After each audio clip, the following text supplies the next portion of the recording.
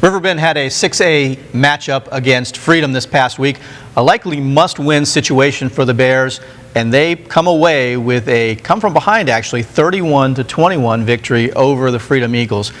Taft, Riverbend was trailing 14-0 at the end of the first quarter of this game, came back with 31 unanswered points, held on for the victory.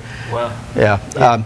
Orlando Jones with 25 carries, 99 yards rushing. He scored 2 short touchdowns.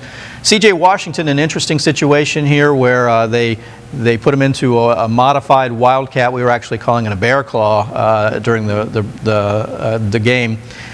C.J. Washington surprisingly throws an 80-yard touchdown pass to a streaking TyJuan Garbutt. TyJuan had 4 catches for 115 yards and that one score. It was from the 20. CJ hit TyJuan at about the 50-yard line. Had a fairly speedy cornerback that was chasing him and was stride for stride for the first 10 yards or so. Garbutt leaves him in the dust. He's got maybe a 6th or a 7th gear that he dropped it into. Pretty impressive for a big man. I think we were saying it's probably indicative of why he's got the number of Division I offers that he does. Yes, sir. The Bears come away with a 31-21 victory. I don't think the power poll rankings have come out just yet. We suspect that they're going to leapfrog Freedom along the way. 3-5, but this is an impressive team in some regards. They've lost some very close games, probably better than their record indicates. Yeah, a lot better than their record indicates. I believe 4 of their losses were by like a combined 8 points or something like that.